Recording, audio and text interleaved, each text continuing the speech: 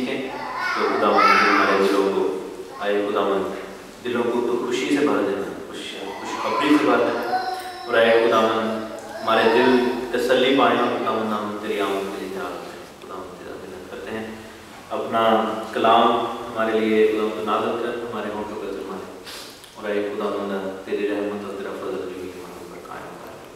वो बेटे खुदावंद यीशु मसीह के नाम में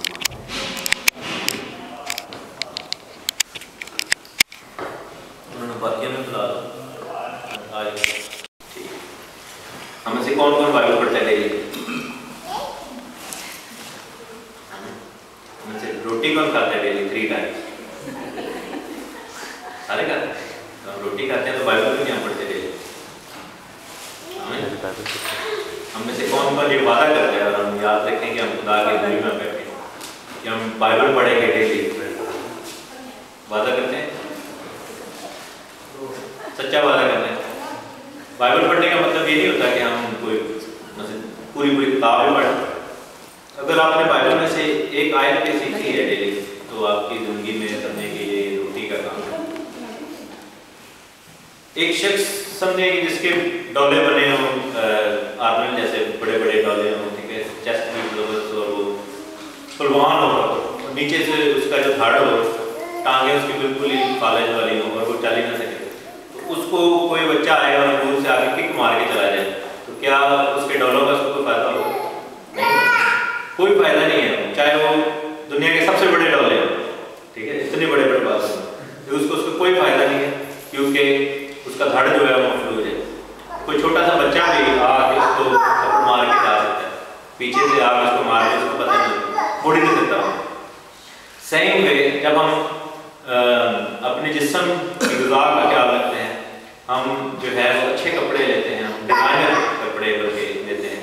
जब हमारी ख्वाहिश होती है, हमारे पास पैसे थोड़े ज़्यादा हो, हम कहते हैं कि यार सस्ती चीज़ ले लें, महंगी चीज़ ले ली, है ना। हम हमेशा अच्छी चीज़ लेने की कोशिश करते हैं क्योंकि हमें ये पता है कि ये अच्छी और महंगी चीज़ है, उसका फ़ायदा भी ज़्यादा होता है। लेकिन हमारा हाल वही है कि हम अपना यानी कि अपने जिस्मानी तौर पर हम अपने को बहुत स्ट्रॉन्ग करते हैं, हर चीज़ हम खुदा से मांगते हैं, खुदा में देना, लेकिन हमारा धड़ जो है वो मफलूज है क्योंकि हमारी रूह जो है उसको अगर ग़िज़ा नहीं मिलती, हम बाइबल नहीं पढ़ते, हम दुआ नहीं करते, तो हमारा हाल ऐसा ही है कि हम मजबूत तो हैं लेकिन हमें इब्लीस कभी भी आगे पकड़ लेता है, कभी भी हमें मार के चला जाता है। और एक हारा हुआ शख्स, मतलब कि आप देखेंगे वो पंजाबी कहते हैं कि तू तो जा है, तू मतलब कि दुनिया सारी दुनिया को जड़ा मार कर तू तो कोई मार खा के आ गया, तो इब्लीस जो है वो हारा हुआ है, इब्लीस जो है वो शर्मिंदा है, सलीब के नीचे उसकी शिकस्त हो चुकी है, समझे उसकी मौत हो चुकी है। लेकिन अगर हम उससे आ जाएं तो फिर कितनी शर्मिंदगी की बात है क्योंकि हम खुदा के बेटे और बेटी हैं। तो अगर वो हमें मार दे या हमें हमला करे तो हम उसे शिकस्त करें, तो इसलिए बाइबल पढ़ना बहुत ज़रूरी है। हम में से जितनों ने हाथ उठा के वादा किया है, आज से आपका ये वादा खुदा के रूप में लिख दिया गया, जैसा कि ज़करिया नबी की किताब में, मलाकी नबी की किताब में लिखा है कि जब खुदा के लोग बैठते हैं तो खुदा के दफ्तर में, खुदा के घर में वो बात लिख दी जाती है, किताबों में लिख दी जाती है, और ये वादा कायम हो गया। जितनों ने नहीं किया मैं उनसे इनकरेज करूँगा कि आप वादा कर लें आज कि बाइबल पढ़ें, क्योंकि अगर हम वादा भी नहीं करते, चलो वादा बाइबल नहीं पढ़े तो वो हमारे केस लिखा जाएगा कि वादा भी नहीं किया है, तो उसका फिर हिसाब हमें देना पड़ेगा। सो ये है कि आप वादा करें, अगर वादा नहीं किया तो वादा करें, अगर वादा कर लिया तो बाइबल पढ़ें और खुदा के दूर में जुटना शुरू कर दें डेली। हम सब में से किसी ना कभी ना कभी कुछ ना कुछ तो पढ़ा होगा बाइबल में, ठीक है, डेफिनेटली पढ़ी होगी।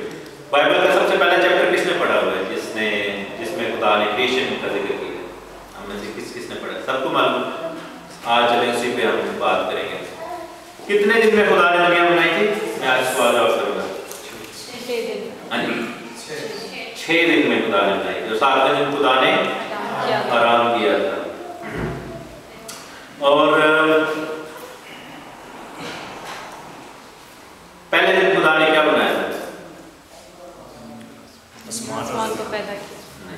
बाइबल में वो तो इब्तिदा में खुदा ने कहा है कि इब्तिदा में ज़मीन और आसमान को पैदा किया। ज़मीन वीरान और सुनसान थे और गहराव के ऊपर क्या था? अंधेरा था, गहराव था और अंधेरा था, और खुदा की रूह जो थी वो पानी पर जुम्बश करती थी, लेकिन अंधेरा था। तब खुदा ने कुछ कहा था पहले दिन वो बना था, क्या कहा?